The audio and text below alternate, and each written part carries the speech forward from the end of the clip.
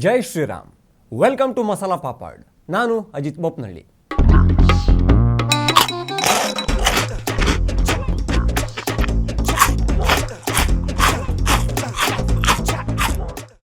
T V ವಿಕ್ರಮದ ಎಲ್ಲ ವಿಡಿಯೋಗಳಿಗಾಗಿ ನಮ್ಮ ಚಾನಲ್ನ ಸಬ್ಸ್ಕ್ರೈಬ್ ಮಾಡೋದನ್ನು ಮರಿಬೇಡಿ. ಸೊ ಸಬ್ಸ್ಕ್ರೈಬ್ ಮಾಡಿದವರಿಗೆ ಈಗೊಂದು ಕತೆ ಮೂಲಕ ಇವತ್ತಿನ ಎಪಿಸೋಡನ್ನು ಶುರು ಮಾಡೋಣ. ಒಂದು ಕುದುರೆಗಳ ಕ್ಲಬ್ ಇತ್ತು. ಅಂದರೆ ಒಂದಿಷ್ಟು ಕುದುರೆಗಳಿದ್ವು. ಅಲ್ಲಿ ತಮಗೆ ತಾವೇ ಒಂದು ಚಾಲೆಂಜನ್ನು ಹಾಕ್ಕೊಂಡ್ವು. 400 ಸೆಕೆಂಡ್ ಒಳಗಡೆ ಇಂತಿಷ್ಟು ದೂರ ಓಡಬೇಕು ಅನ್ನೋದೇ ಅವರ ಚಾಲೆಂಜ್. ರೇಸ್ ನಡೆಯೋ ಜಾಗದಲ್ಲಿ ಕಲ್ಲಿತ್ತು, ಮುಳ್ಳಿತ್ತು, ರಾಡಿ ಇತ್ತು, ಏರು ತಗ್ಗುಗಳಿದ್ವು. ಅಂತೂ ಇಂತೂ ರೇಸು ಶುರುವಾಯಿತು. ಶಕ್ತಿ ಮೀರಿ ಎಲ್ಲ ಕುದುರೆಗಳು ಓಡೋಕೆ ಶುರು ಮಾಡಿದ್ವು. ಬಟ್ ಅವರು ಅಂದುಕೊಂಡ ಹಾಗೆ 400 ಸೆಕೆಂಡ್ ಒಳಗಡೆ ಟಾರ್ಗೆಟ್ ರೀಚ್ ಮಾಡೋಕ್ಕೆ ಆಗಲೇ ಇಲ್ಲ. ಅದನ್ನು ಕಂಡು ಕತ್ತೆಗಳ ಗ್ಯಾಂಗು ಖುಷಿಪಟ್ವು. ಅವ್ರು ನೋಡು ಸೋಲ್ತೋದ್ರು ಅಂತ ಕುಣಿಯೋಕ್ಕೆ ಶುರು ಮಾಡಿದ್ವು.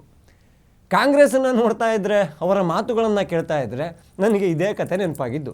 ಮೋದಿಯಿಂದಲೇ BJP ಸೋಲ್ತು, ಮೋದಿ ಗ್ಯಾರಂಟಿ ವರ್ಕೌಟ್ ಆಗಲಿಲ್ಲ, ನೈತಿಕ ಹೊಣೆ ಹೊತ್ತು ಮೋದಿ ರಾಜೀನಾಮೆ ಕೊಡಬೇಕು. ಇದು ನಮ್ಮ CM ಸಿದ್ದರಾಮಯ್ಯನವರ ಮಾತು. ಗೆಲ್ಲದು ಇಂಪಾರ್ಟೆಂಟ್ ಅಲ್ಲ, vote share is also important. ಆಯಿತು, ವೋಟ್ ಗೆಲ್ಲದು ಇಂಪಾರ್ಟೆಂಟ್. ಅವ್ರು ಗೆದ್ದಿದ್ದಾರಾ? ನಾವು ಗೆದ್ದಿಲ್ಲ, ನಿಜ. ನಾನು ಅದನ್ನು ಒಪ್ಕೊಂಡೇ ಹೇಳ್ತಾ ಇರೋದು. ನಾನು ಗೆದ್ದಿಲ್ಲ. ಅಧಿಕಾರದಲ್ಲಿದ್ದವ್ರು ಯಾರು? ಪ್ರಧಾನಮಂತ್ರಿ ಆಗಿದ್ದವ್ರು ಯಾರು? ಯಾರ ಹೆಸರಿನಲ್ಲಿ ಓಟ್ ಕೇಳಿದ್ರು?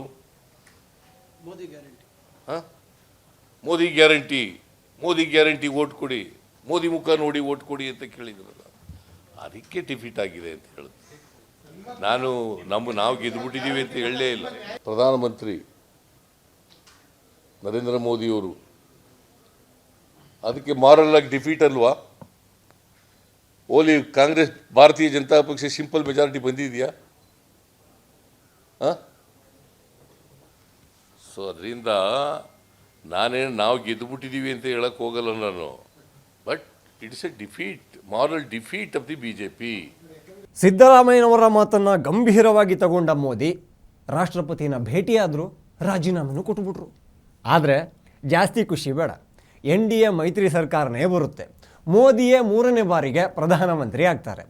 ಅವರು ಪ್ರಮಾಣ ವಚನ ತಗೊಳ್ಳೋ ತನಕ ತುಂಬಾ ಖುಷಿಪಡಿ, ಪಾರ್ಟಿ ಮಾಡಿ, ತಿನ್ನಿ, ಕುಡೀರಿ.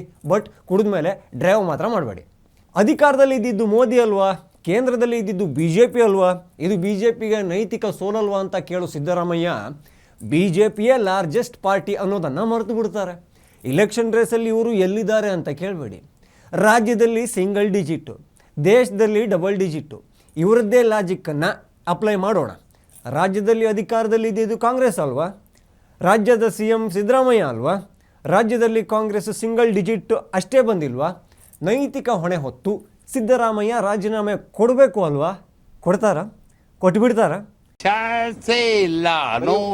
ಸಿದ್ದಣ್ಣವ್ರೆ, ಮೊದಲು ಸಚಿವ ನಾಗೇಂದ್ರನ ಹತ್ರ ರಾಜೀನಾಮೆ ಪತ್ರ ತಗೊಳ್ಳಿ. SC/ST ಸಮುದಾಯದ ಹಣವನ್ನು ಬಾಚಿ ಕೋಟಿ ಲೂಟಿ ಹೊಡೆದು ಬೇರೆ ರಾಜ್ಯದ ಬ್ಯಾಂಕಿಗೆ ಹಾಕಿದ್ದು ನಿಮ್ಮ ದೃಷ್ಟಿಯಲ್ಲಿ ಸಣ್ಣ ಪುಟ್ಟ ವಿಚಾರನ? ಇಂಥ ಬ್ರಹ್ಮಾಂಡ ಭ್ರಷ್ಟಾಚಾರ ಬಿಕಿನಿ ಹಾಕ್ಕೊಂಡು ಡ್ಯಾನ್ಸ್ ಮಾಡ್ತಾ ಇರೋದು ಕಣ್ಣಿಗೆ ಕಾಣ್ತಾನೆ ಇಲ್ವ? ನೈತಿಕ ಹೊಣೆ ಅನ್ನೋದು ಇಲ್ಲಿ ವರ್ಕೌಟ್ ಆಗಲ್ವಾ? ನಿಮ್ಮದೇ ಪಕ್ಷದ MLA ಪ್ರಳಯಾಂತಕ ಪಂಡಿತ ಪ್ರದೀಪ್ ಈಶ್ವರು ಚಿಕ್ಕಬಳ್ಳಾಪುರದಲ್ಲಿ ಒಂದೇ ಒಂದು ವೋಟ್ ಲೀಡ್ ತಗೊಂಡ್ರು ಕೂಡ ರಾಜಕೀಯ ಬಿಟ್ಟು ಹೋಗ್ತೀನಿ ಅಂದಿದ್ರಲ್ಲ, ತೊಡೆ ತಟ್ಟಿ ಸವಾಲು ಹಾಕಿದ್ರಲ್ಲ. ಕೊಟ್ಟ ಮಾತನ್ನು ಉಳಿಸಿಕೊಳ್ಳೋಕೆ ಹೇಳಿ. ಸುಧಾಕರ್ ಚಿಕ್ಕಬಳ್ಳಾಪುರದಲ್ಲಿ ವೋಟು ಲೀಡ್ ತಗೊಂಡು ಆಯಿತು, MP ಆಗಿನೂ ಆಯಿತು. ಎಲ್ಲಿ ರಾಜೀನಾಮೆ? ಕಾಲ್ ಮಾಡಿದ್ರೆ ನೀವು ಕರೆ ಮಾಡಿರುವ ಚಂದಾದಾರರು ಸ್ವಿಚ್ ಆಫ್ ಮಾಡಿದ್ದಾರೆ ಅಂತ ಬರ್ತಾ ಇದೆ. ನೀವು ಚಿಕ್ಕಬಳ್ಳಾಪುರದಲ್ಲಿ ಒಂದೇ ಒಂದು ವೋಟು, ಜಸ್ಟ್ ಒಂದು ವೋಟು ಲೀಡ್ ತೆಗೆದ್ರೆ ನಾನು ರಾಜಕೀಯ ಬಿಟ್ಟೋಗಕ್ಕೆ ರೆಡಿ. ನಾನು ನಿಮ್ಮನ್ನು ಸೋಲಿಸಿದ್ರೆ ನೀವು ರಾಜಕೀಯ ಬಿಟ್ಟು ಬಿಸ್ನೆಸ್ ಮಾಡಿ ಇಟ್ಕೊಂಡಕ್ಕೆ ರೆಡಿನಾ? ಇದನ್ನ ಸುಮ್ಮನೆ ಮಾತಲ್ಲಿ ಹೇಳಬಾರ್ದು. ಬನ್ನಿ ಭೋಗನಂದೀಶ್ವರ ದೇವಸ್ಥಾನದ ಹತ್ರ 2 ಗುತ್ತಿಗೆದಾರರು ಸರ್ಕಾರದಿಂದ ಹಣ ಬಂದಿಲ್ಲ ಅಂತ ಸೂಸೈಡ್ ಮಾಡಿಕೊಂಡ್ರಲ್ಲ, ಅವ್ರದ್ದೇನು ಜೀವ ಅಲ್ವಾ? ನಿನ್ನೆ ಇನ್ನೊಬ್ಬ ಕಾಂಟ್ರಾಕ್ಟ್ರು ಸೂಸೈಡ್ ಮಾಡ್ಕೊಳ್ಳೋದಾಗಿ ಹೇಳಿದ್ದಾರೆ. ಅದು ಬಿಟ್ಟು ಬೇರೆ ದಾರಿ ಇಲ್ಲ ಅಂದಿದ್ದಾರೆ. ಅದು ಮ್ಯಾಟ್ರ್ ಆಗಲ್ವಾ? ಸುಸೈಡಿಗೆ ಇಂಥವರೇ ಕಾರಣ ಅಂತ ಹೇಳಿದರೂ ಕೂಡ ಕ್ರಮ ಇಲ್ಲ. ನೈತಿಕತೆ ಅನ್ನೋದು ಮೋದಿ ರಾಜೀನಾಮೆಗೆ ಮಾತ್ರ ಇರೋದಾ? ನಿಮ್ಮ ಕ್ಷೇತ್ರ ಮೈಸೂರು, ಅಲ್ಲಿ ನೀವು ಗೆದ್ರ ಸೋತ್ರಿ ಅಲ್ವಾ? DCM ತಮ್ಮಂಗೆ ಲೋಕಾಯ್ತಾ? ಹಾಗೆ ನೋಡಿದರೆ ಈಗ ಒಂದಲ್ಲ 2 ರಾಜೀನಾಮೆ ಬರಬೇಕಲ್ಲ. ಜೋಡೆತ್ತುಗಳದ್ದು. ಬಿ ಜೆ ಪಿಗೆ ಮೆಜಾರಿಟಿ ಸಿಕ್ಕಿಲ್ಲ ಅಂತ ಕಾಂಗ್ರೆಸ್ ಕುಣಿತಾ ಇದೆ. ಬಟ್ ಅವರ ಸಾಧನೆ 99 ಮಾತ್ರ. 15 ವರ್ಷ ಆಯಿತು. ಸೆಂಚುರಿ ಅನ್ನೋದು ಹೇಗಿರುತ್ತೆ ಅಂತ ನೋಡಿ. ಇವರದ್ದೇ ಇಂಡಿ ಒಕ್ಕೂಟದ ಟೋಟಲ್ ಎಷ್ಟು? 234. ಜಸ್ಟ್ ಬಿ ಜೆ ಪಿ ಒಂದೇ ತಗೊಂಡಿದ್ದೆಷ್ಟು? 240. ಹಾಗೆ ನೋಡಿದರೆ ಇಂಡಿ ಒಕ್ಕೂಟವು ಮೋದಿ ಪಕ್ಷದ ವಿರುದ್ಧ 6 ರನ್ಗಳಿಂದ ಸೋತಿದೆ. ಯಾರ್ಯಾರು ನೈತಿಕ ಹೊಣೆ ಹೊರೋದು ಈಗ? ಮೋದಿ ಲೀಡ್ ಕಮ್ಮಿಯಾಗಿದೆ, ಜನಪ್ರಿಯತೆ ಕುಸಿದಿದೆ ಅನ್ನೋ ಕಾಂಗ್ರೆಸ್ ಗೆದ್ದಂಗೆ ಮಾತಾಡ್ತಿರೋದೇ ದೊಡ್ಡ ಕಾಮಿಡಿ. ಹೋಗಲಿ, ನೀವು ನಿಮ್ಮ ಒಕ್ಕೂಟದಿಂದ ಈ ಸೆಂಟ್ರಲಲ್ಲಿ ಸರ್ಕಾರ ರಚನೆ ಮಾಡ್ತೀರಾ? ಮಾಡೋಕ್ಕಾಗುತ್ತಾ? ಎಲ್ಲ ಕತೆಗಳು ಕೂಡ ಹ್ಯಾಪಿ ಎಂಡಿಂಗ್ ಆಗಬೇಕು ಅಂತೇನಿಲ್ಲ. ಮೋದಿಯೇ ಮತ್ತೊಮ್ಮೆ ಪ್ರಧಾನಿ ಆಗ್ತಾರೆ. ಆ ಕಥೆಯನ್ನು ಬದಲಿಸಿ ಬರೆಯೋ ಪೆನ್ನು ಕಾಂಗ್ರೆಸ್ ಹತ್ರ ಇಲ್ಲ. ನಿಮಗೆ ಇನ್ನೊಂದು ಕತೆ ಹೇಳ್ತೀನಿ ಕೇಳಿ. ಅದು 2017 ಗುಜರಾತಲ್ಲಿ ವಿಧಾನಸಭಾ ಎಲೆಕ್ಷನ್ ನಡೀತು. ಅಲ್ಲಿ ಬಿ ಜೆ ಪಿ ತುಂಬಾ ಪವರ್ಫುಲ್ ಆಗಿದೆ, ಗೊತ್ತಿರೋ ವಿಚಾರ. ಕಾಂಗ್ರೆಸ್ ಅಲ್ಲಿ ಡಮ್ಮಿನೇ. ಬಟ್ ತುಂಬ ಚಿಕ್ಕ ಮಾರ್ಜಿನಿಂದ ಕಾಂಗ್ರೆಸ್ ಸೋತಿತ್ತು. Tight fight situation. Magic number ಅಲ್ಲಿ 92, ಬಿ ಜೆ ಪಿ 99 ಪಡೆದಿತ್ತು. ಯಾವಾಗಲೂ ಹೀನಾಯವಾಗಿ ಸೋಲ್ತಾ ಇದ್ದ ಕಾಂಗ್ರೆಸ್ಸು ಆ ವರ್ಷ 80 ಗೆದ್ದಿತ್ತು. ಆಗ ಕೂಡ ಗುಜರಾತಲ್ಲಿ ಒಂದು ಟಾಕ್ ಶುರುವಾಯಿತು. ಬಿ ಜೆ ಪಿ ನಮ್ಮ ರಾಜ್ಯದಲ್ಲಿ ವೀಕ್ ಆಗಿದೆ, ಮುಂದಿನ ಸಲ ಸೋಲು ಕಟ್ಟಿಟ್ಟ ಬುತ್ತಿ ಅಂದರು. ರಾಜಕೀಯ ಚರ್ಚೆಗಳು ಜೋರಾದವು.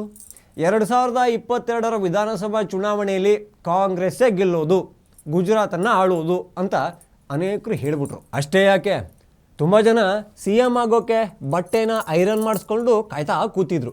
2022 ಬಂತು, ಇಲೆಕ್ಷನ್ನು ಆಯಿತು. ಬಿ ಜೆ ಪಿ ಕಾಂಗ್ರೆಸ್ ಪಕ್ಷವನ್ನು ಉಡ್ಡೀಸ್ ಮಾಡಿಬಿಡ್ತು. 156 ಸೀಟುಗಳನ್ನು ಬಿ ಜೆ ಪಿ ಗೆದ್ದರೆ 17 ಸೀಟು ಕಾಂಗ್ರೆಸ್ಗೆ. ನರೇಂದ್ರ ಮೋದಿಯವರ ಸಾಮರ್ಥ್ಯವನ್ನು ಕನಿಷ್ಠವಾಗಿ ನೋಡೋರು ಇದೊಂದು ಕಥೆಯನ್ನು ನೆನಪಲ್ಲಿಟ್ಕೊಳ್ಳಿ. ಮೋದಿ ಸೋತ್ರ? ಇಲ್ಲ. ಬಿ ಜೆ ಪಿಯನ್ನು ಯಾರಾದರೂ ಓವರ್ಟೇಕ್ ಮಾಡಿದ್ರಾ?